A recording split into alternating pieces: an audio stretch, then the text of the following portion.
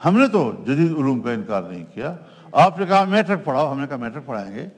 آپ نے کہا B A F A F S C پڑھاؤ، ہم وہ کریں. آپ نے کہا اے لیول او لیول پڑھاؤ، ہم نے کہا بالکل ٹھیک ہے. آپ نے کہا کہ یونیورسٹیوں میں جو مضامین پڑھائے جاتے ہیں کم از کم 3 مضامین کا آپ کے بچے امتحان دے دیں تو اس کے بعد ہم آپ کو بی اے اور ایم اے کے گریجویشن کے سرٹیفکیٹ آپ کو مہیا کر دیں گے، ڈگریاں مہیا کر دیں گے.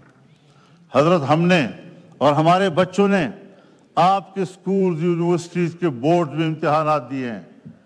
میرے تعلیمی ادارے کے بچوں نے جب آپ کے بورڈز کے اندر امتحان دیے تو پہلی پوزیشن بھی دینی مدرسے کے طالب علم نے لی، دوسری پوزیشن بھی دینی مدرسے کے طالب علم نے لی اور تیسری پوزیشن بھی دینی مدرسے کے طالب علم نے لی.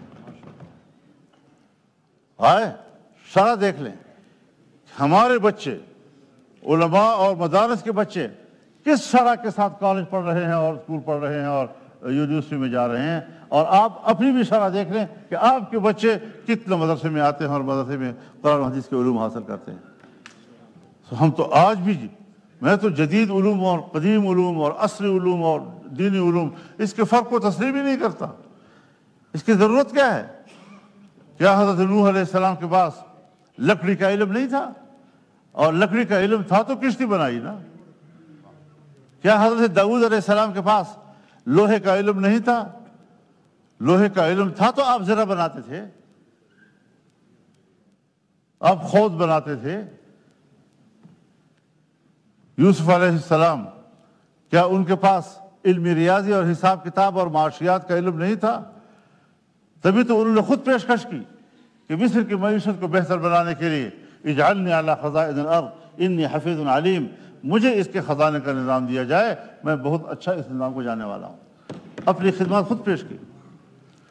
اب اگر انبیاء کرام انہوں نے یہ صنعتیں اور یہ حرفت وہ ہمیں سکھائی کیا تو یہ علوم بھی تو انبیاء کرام کے علوم ہیں، ہم کیسے اس کا انکار کریں گے؟ اگر میں اپنے بچے کے بارے میں سوچتا ہوں کہ اس کو انگریزی آنی چاہیے، اگر میں اپنے بچے کے بارے میں سوچتا ہوں کہ اسے سائنس آنی چاہیے، اگر میں اپنے بچے کے بارے میں سوچتا ہوں کہ اس کو معاشرتی علوم آنے چاہیے، اگر میں اپنے بچے کے بارے میں سوچتا ہوں کہ اسے جغرافیے کا علم ہونا چاہیے، تو کیا قوم کے بچوں کے لیے میں نہیں چاہوں گا کہ یہ علوم ان کے پاس ہوں؟ لیکن کیا اس تقسیم کے ہم ذمہ دار ہیں؟ آج آپ ہم پہ دباؤ ڈال رہے ہیں اور میں بطور گواہ پیش کر سکتا ہوں. بہاولپور جامعہ ایک عظیم الشان جامعہ گزرا ہے جس میں مولانا شمس الحق افغانی کے لیول کے علماء کرام درس و تدریس کیا کرتے تھے. کہاں ہے وہ جامعہ آج؟ آج وہ اسلامیہ کالج بن گیا ہے. پشاور میں جو اسلامیہ کالج ہے، جب اس کا قیام ہوا تھا تو اس کا نام دارالعلوم الاسلامیہ تھا. آج جا کر ذرا دیکھیں نا، کیا علوم اسلامیہ کا وہاں کوئی تصور ہے؟ صوبہ سندھ میں ہمارے پاس 2 ایسے مدارس تھے کہ جن میں حکومت کے مشورے سے اسکول کا نظام رائج کیا گیا. آج ایک مکمل اسکول ہے اور ایک مکمل کالج ہے، دینی علوم اس میں کچھ بھی نہیں ہے. اکاڑا میں ایک مدرسہ تھا جس میں اسکول کی تعلیم دی گئی، سرکار نے اس پر قبضہ کیا، آج وہ مکمل اسکول ہے، اس میں دینی علوم کا تحفظ نہیں ہے. تو جب ہمیں تجربہ ہے کہ جس مدرسے میں آپ آ گئے تو پھر وہ ایک وہ بدو کا خیمہ بن جاتا ہے، سر اندر کیا اور اس کے بعد پورا اونٹ اندر اور بدو باہر. اس طریقے سے آپ کے رویے ہیں دینی علوم کے ساتھ. کیسے ہم اعتماد کریں؟ ہم اپنے مدارس کے حریت و آزادی کو ہر قیمت پر برقرار رکھنا چاہتے ہیں، لیکن ملک میں قانون سے ماوراء زندگی نہیں گزارنا چاہتے. ہم ایک قانون کے تحت رجسٹر ہو کر رہنا چاہتے ہیں. رجسٹریشن اچھی چیز ہے. آپ کہتے ہیں کہ مدارس جو ہیں وہ مین اسٹریم میں آئے تو رجسٹریشن ہی کے ذریعے سے آئیں گے نا.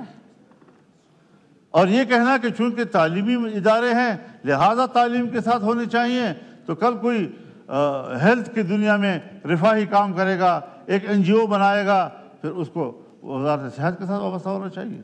رجسٹریشن کا ایک ہی ادارہ ہے، بنا ہے انگریزوں کے زمانے سے آج تک ہمارے پاس موجود ہے، اور اسے کوئی مداخلت آج تک نہیں کی۔ لیکن اگر ہم ایک باقاعدہ ڈائریکٹریٹ جنرل فار مذہبی تعلیم، اس کا ایک ڈائریکٹریٹ بناتے ہیں، ایگزیکٹو آرڈر کے تحت بناتے ہیں، اس کا معنی یہ ہے کہ یہ رجسٹریشن وزارت تعلیم سے محض منسلک نہیں ہوگی، محض داخانہ نہیں ہوگا، بلکہ دینی مدارس کے اندر مداخلات کا راستہ بھی آپ نکال رہے ہیں۔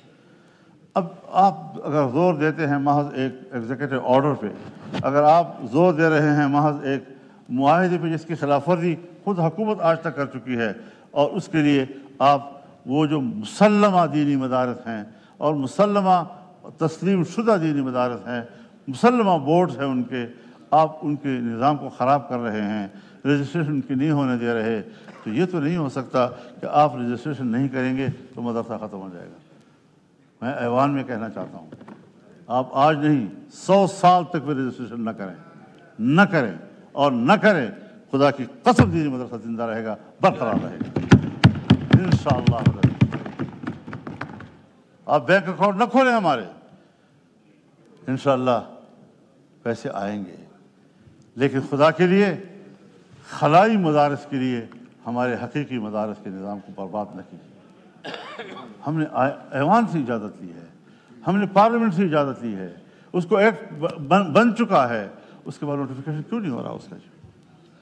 تو اس پر ذرا میری معذورات کو اہمیت دی جائے، حالات خواہ بگاڑ کی طرف نہ لے جائیں۔ پہلے ہم نے اپنا جماعت کا موقف دیا تھا، اب تمام تنظیمات مدارس دینیہ نے رات کو میٹنگ کر کے ایک واضح موقف دے دیا ہے کہ یہ ایکٹ ہے اور ہم اس کو ایکٹ تسلیم کرتے ہیں اور نوٹیفیکیشن کا مطالبہ کر رہے ہیں۔ تو اس چیز کو مد نظر رکھ کر یہ جو کہا جاتا ہے جوائنٹ سیشن بلایا جائے گا اور امینڈڈ جو ہے وہاں سے، کوئی امینڈڈ ہم قبول نہیں کریں گے۔ روایات کو خراب مت کرو، آئین کو خراب مت کرو، آئین میں جو چیز طے ہے اس کے مطابق ہو جانے دو، بعد میں دیکھیں گے نا۔ ہم کسی کی تعلیم کا تو انکار نہیں کر رہے، تعلیم جہاں وہ کر سکتا ہے، اس کو حق حاصل ہے، اسکول یونیورسٹی بھی ہیں، اور کتنے ادارے ہیں، کتنے رفاہی ادارے ہیں، غیر حکومتی ادارے ہیں، وہ آج بھی تو اسی سوسائٹی ایکٹ کے تحت رجسٹر ہیں، لیکن صرف مدارس کو کیوں نشانہ بنایا گیا؟ مدارس میں تقسیم پیدا کیوں کی گئی؟ آپ چاہتے ہیں کہ علماء آپس میں لڑیں؟ ہم علماء نہیں لڑیں گے آپس میں، کوئی مسئلہ نہیں ہے۔ ہم نے پہلے بھی فراخ دلی دکھائی ہے، ہم آج بھی اس پہ اعتراض نہ کرتے اگر ایکٹ میں پہلے وہی چیز موجود ہوتی، لیکن چونکہ ایکٹ بن چکا ہے لہذا ایکٹ بننے کے بعد ترمیم اس وقت تو نہیں ہو سکتی، بعد میں اگر کوئی تجویز آ گئی تو بات کر سکتے ہیں، اس کے بعد بات ہوگی، لیکن ایکٹ ہے۔ پارلیمنٹ کی عزت کرو خدا کے لیے، کم از کم میرے تو تحفظات ہیں اس الیکشن پہ، کم از کم اس اپوزیشن کے، پی ٹی آئی کے تو اعتراضات ہیں۔ حکومت تو اپنے آپ کو صحیح حقیقی منتخب نمائندہ سمجھتی ہے اپنے آپ کو، اپنے دعوے کے مطابق تو آپ اپنا رویہ جو ہے ٹھیک کر لیں۔ تو اس حوالے سے چاہے پاکستان پیپلز پارٹی پارلیمنٹیرین ہو، چاہے پاکستان مسلم لیگ ہو، چاہے ایم کیو ایم ہو، چاہے باپ پارٹی ہو، جتنی بھی ان کے اتحادی اس وقت حکومت میں بیٹھے ہیں، سب کی کمٹمنٹ ہے، سب کا ووٹ ہے۔ اب ووٹ دینے کے بعد اگر وہ کہیں اور پارلیمنٹ سے کہلوایا جائے کہ ہاں ہم سے غلطی ہوئی تھی، میرے خیال میں پھر یہ پارلیمنٹ کی بھی بہت طویل ہوگی۔ لہٰذا جو طے ہوا ہے ہم اسی بات کو ایمفسائز کر رہے ہیں، اس پر زور دینا چاہتے ہیں اور ہر قیمت پر اس کو حل کرنا چاہتے ہیں۔ اگر اس سے آگے پیچھے معاملہ گیا تو یقیناً پھر ایوان نہیں میدان میں فیصلے ہوں گے۔ اللہ تعالیٰ ایسی امتحانات